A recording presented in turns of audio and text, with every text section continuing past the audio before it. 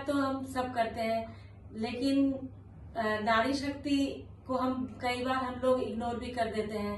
आज हम आपको ऐसी एक महिला से मुलाकात करवाएंगे जो एक कलाकार के साथ साथ एक होम मेकर भी है और अपने कलाकार को कैसे आगे बढ़ा रही है और अपना घर भी संभाल रही है। तो बदलाव पे शिल्पा जी आपका बहुत बहुत स्वागत है। आप बदलाव प्लेटफॉर्म में अपने बारे में कुछ बताइए। जी, बहुत बहुत शुक्रिया शर्वनी जी, आपने मुझे इतना अच्छा मौका दिया। बदलाव टीवी के चैनल के थ्रू मैं अपनी सारी बातों का साझा करूंगी आप लोगों के साथ। एक्चुअली मैं फैशन डिजाइनर हूँ, मैंने फैशन डिजाइनिंग किया है और मैं बिहार से हूँ।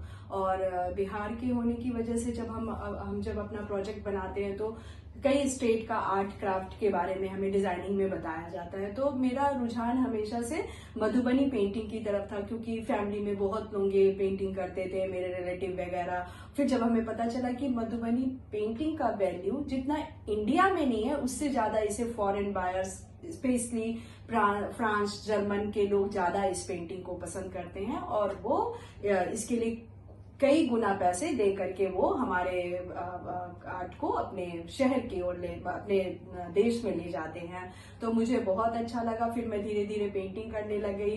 फिर मैं इसको पोस्टर पे बनाती थी किसी को गिफ्ट करने के लिए, और फिर बाद में मैं इसको मैंने अभी अपना एक ब्रांडिंग शुरू किया है। मेरा वेबसाइट है www.surfshift.com, जिसमें मेरे गारमेंट्स हैं और उस पर मैं मधुबनी पेंटिंग कर रही हूँ, थोड़ा मॉडर्न कर रही हूँ।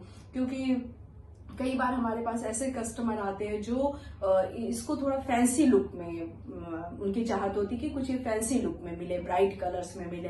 एक्चुअली ये हमेशा नेचुरल कलर पे होता है ना। तो इस वजह से मैं फिर अभी इसको थोड़ा मॉडर्न करके मॉडिफाइड रूप में मैं इसको बना रही हूँ। तो मधुबनी पेंटिंग के साथ आपका नाता कैसे जुड़ा, इसके बारे में आप हाँ, मैंने जैसे आपको अभी बताया कि ये बिहार की पेंटिंग है और मैं बिहार से हूँ, तो अपने सराउंडिंग्स में बहुत लोगों को करते हुए देखती थी। और इसमें मेरे पेरेंट्स का बहुत बड़ा रोल है, क्योंकि मम्मी बहुत इंसिस्ट करती थी कि कुछ डिफरेंट करो, अलग करो, जो सब करते हैं वैसे मत करो, मतलब। तो उन लोगों के सपोर्ट की वजह से मैं थोड़ा सा सीखी भी, बहुत कम टाइम सीखी, लेकिन आर्ट में बहुत बचपन से ही कर रही हूँ। मतलब जैसे किसी का स्किल होता है ना, वो बचपन में ही कहते हैं ना, दिख जाता है कि आप क्या करना चाहती हैं।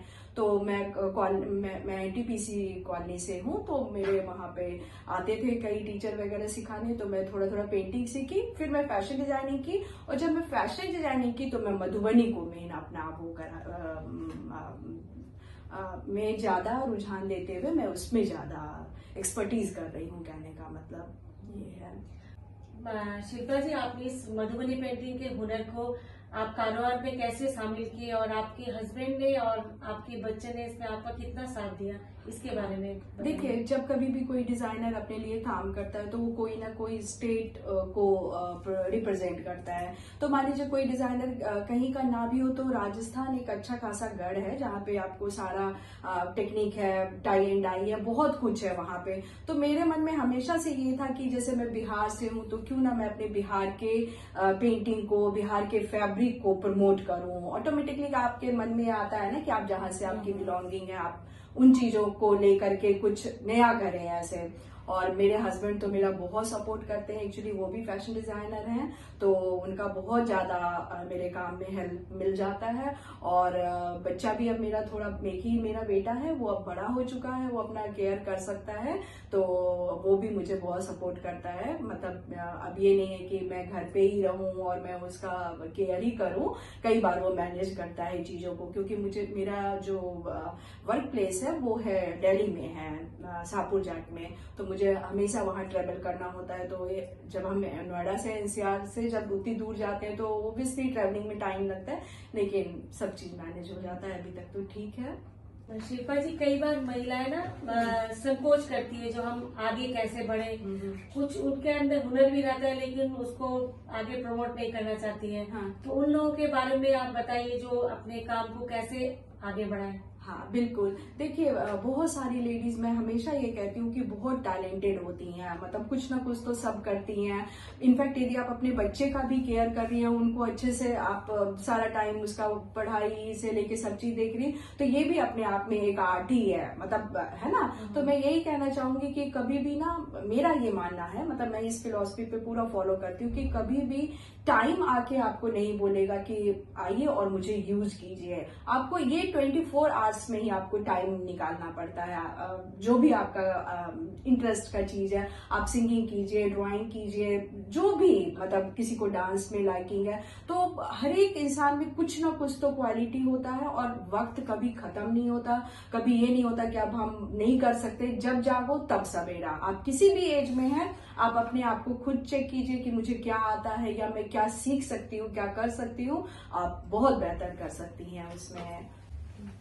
तो शिल्पा जी, आपने तो अपना सब कुछ हैंडल करते हुए आप अपना मतलब जी राह चुन लिया आपने।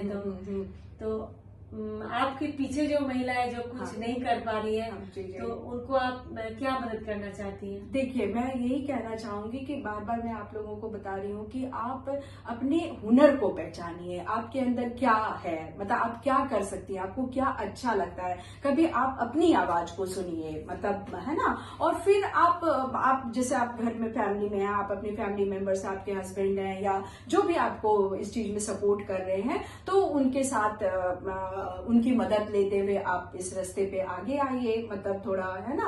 और अपने हेजिटेशन को, अपने चीजों को थोड़ा आप पीछे रखिए, है ना। मतलब पहले आप अपना केयर कीजिए, आप अपने आप का, अपने आर्ट, अपने क्राफ्ट या जो भी आपका स्किल है उस पे फोकस कीजिए। और ऐसे थोड़े बहुत जगह पे तो छोटे छोटे क्लासेस होते हैं, आप चाहे तो कुछ दिनों का कोर्स कर लीजिए, है ना, जिससे आपको सपोर्ट मिले। और फिर आपको उसमें, जैसे किसी चीज को आप यदि शुरू करती हैं, फिर उसमें डिग्री है, डिप्लोमा है, आजकल तो प्राइवेट भी बहुत चीजें हो रही है ना, मतलब ओपन स्कूल वगैरह है, तो आप इस क्षेत्र में आगे आ सकती हैं। शिल्पा जी, आपसे बातचीत करके बहुत कुछ मतलब सीखने को मिला, मुझे भी मिला, और मेरे बदलाव प्लेटफॉर्म में जितनी महिला है उनको भी मिला। तो नारी शक्ति को आगे और कैसे बढ़ना चाहिए, इसके बारे में बताइए आप। जी, मुझे भी बहुत अच्छा लगा आपके साथ। आप मेरी इतनी अच्छी फ्रेंड है, मुझे कभी नहीं पता था कि कभी मैं आपके साथ इंटरव्यू करूंगी। इसके लिए बहुत बहुत शुक्रिया। और मैं आपको बता रही हूँ, मैं वर्कशॉप लेती हूँ, तो वो तो जैसे कोई ऑर्गेनाइजेशन है, कोई इंस्टीट्यूट है, कोई स्कूल है या कोई क्लब है, तो वो लोग मुझे इन्विटेशन देते हैं, तो मैं मतलब सडन उतने पर्सन का मैं लेती हूँ। लेकिन मेरा बहुत जल्द प्लान तो बहुत कुछ है। मैंने कहा ना, मेरे लिए कभी भी वक्त खत्म नहीं हुआ है ना। और मैं समय जो कहती हूँ, इस समय में मुझे समय निकालने का बहुत इंटरेस्टिंग लगता है कि मैं इसमें मैं अपने फैमिली को भी देखूं, कुकिंग भी करूं, अपने बेटे को भी देखूं, हस्बैंड भी ऑफिस जाते हैं वो भी मेंटेन करूं, और मैं अपना टाइम, अपने आर्ट को भी कभी नहीं भूलूं। तो ये मेरा कहना है। तो मैं भी बहुत जल्दी कुछ ऐसे प्लान कर रही हूँ। मेरे साथ एक और भी आर्टिस्ट है, मेरी बात हो रही है, शायद मैं कुछ दिनों में वर्कशॉप भी लूं, और वो मेरा वर्कशॉप जो होगा वो मेनली लेडीज के लिए ही होगा। तो शिल्पा जी, बदलाव का जो प्लेटफॉर्म है उसपे हम लोग आपको बहुत जल्दी इनविटेशन देने वाले हैं, और आपको आगे की सफर के लिए बहुत बहुत शुभकामनाएं। Thank you, it's my pleasure. मैं जरूर आऊंगी, आप जब भी बुलाएंगे। मैं खुशी खुशी इसमें कंट्रीब्यूट करने की पूरी कोशिश करूंगी। मुझे वेट है उस दिन का। और आपका बहुत बहुत धन्यवाद कि आपने मुझे इंटरव्यू के लिए चूज किया, और बहुत मजा आया आपके साथ। अब चलिए, अब हम आपको पकौड़ा और चाय खिलाते हैं। Thank you. Welcome Shravani, welcome. Bye. Bye.